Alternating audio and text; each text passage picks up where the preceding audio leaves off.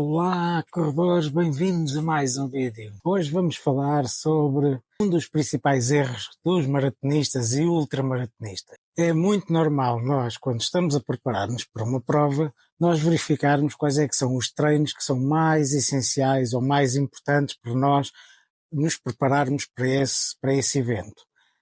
Por exemplo, se nós estamos a preparar-nos para uma prova de 5 km, uma prova relativamente rápida, então vamos focar-nos, provavelmente, em treinos mais rápidos.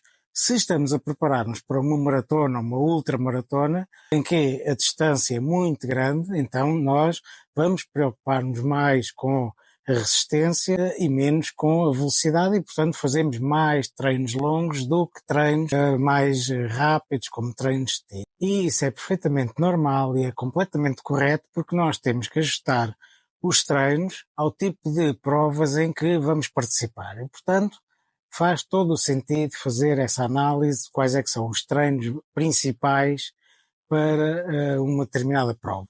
No entanto, o problema surge quando nós nos focamos quase em exclusivo nesses treinos principais que nós achamos importantes para nos prepararmos para aquela prova específica. Vou falar do exemplo das provas longas, por exemplo, a maratona ou as ultramaratonas. É natural que nós estejamos preocupados de não conseguir terminar a prova, porque são provas muito longas, são provas em que nós vamos correr durante muito tempo e, portanto, nessas provas, por serem muito longas, nós vamos focar-nos mais em ritmos um pouco mais leves e menos em fazer um ritmo muito acelerado. Nós não vamos correr a um ritmo muito, muito grande durante essas provas, porque senão corremos o risco de depois não conseguir terminar a prova. No entanto, nós, ao estarmos totalmente focados nesses treinos mais leves e treinos mais longos, acabamos por depois, muitas vezes, de abdicar de todo o resto dos treinos. Treinos mais ritmados, treinos de tiros e treinos mais rápidos. E, portanto, é muito frequente nós vermos corredores que todos os fins de semana fazem o treino longo de 20 e tal, 30 km, 30 e muitos quilómetros.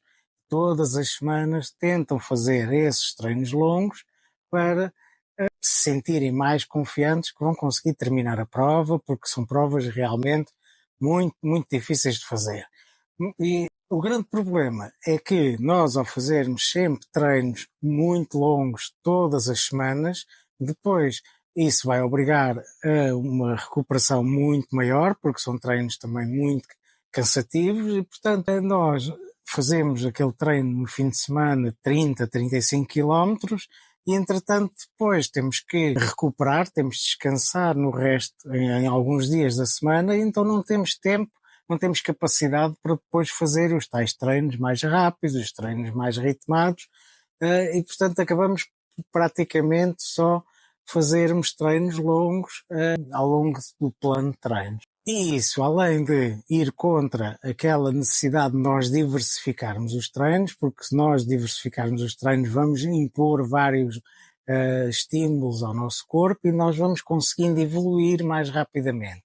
Isso também vai bater com um dos principais princípios do treinamento, que é os princípios dos ganhos decrescentes no treinamento. Vou-vos dar um exemplo que nos ajuda a tentar perceber este princípio dos ganhos decrescentes. Se nós tivermos um dia com muito calor e estamos com muita sede, então nós, quando começamos a beber água, aquele primeiro copo de água vai-nos saber muito bem e vai-nos tirar grande parte da sede. Quando nós continuamos a beber e bebemos o segundo copo, aquele benefício já não é tão grande. Quando vamos para o terceiro copo já começamos a sentir algum incómodo porque já é água a mais. Quando vamos para o quarto copo aí já estamos completamente cheios de água e aquilo já nem nos sabe bem e já nos causa muitos incómodos. E no treinamento acontece algo parecido com isto.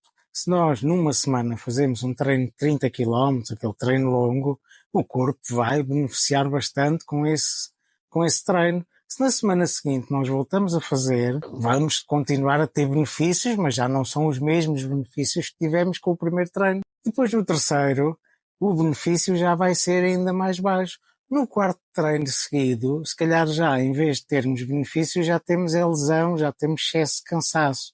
E, portanto, nós devemos ter em conta que, pelo facto de nós estarmos só focados naqueles treinos longos, acabamos por abdicar de todo o resto de treinos que também são cansativos, os treinos de tiros, os treinos mais ritmados, treinos de subidas, treinos de força, treinos em academia ou no ginásio para fazer reforço muscular, e nós ao focarmos só num dos aspectos, acabamos por depois abdicar nos restantes, e como vamos ter ganhos cada vez mais decrescentes naqueles treinos longos, depois o que estamos a treinar depois não nos compensa e, portanto, se calhar se tivéssemos feito outro tipo de treinos, se calhar teríamos melhores benefícios.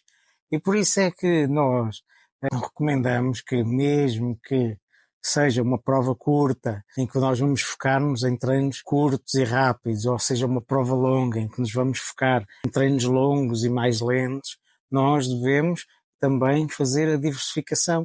O que vai distinguir o plano de treinos de uma prova curta de uma prova longa não é o tipo de treinos que se faz, é a quantidade e o ênfase que se dá a alguns tipos de treinos. Nas provas longas nós vamos focar-nos em treinos longos, mas continuamos a fazer o resto dos treinos. Nas provas curtas vamos fazer mais treinos rápidos, mas também fazemos treinos longos e também fazemos treinos leves.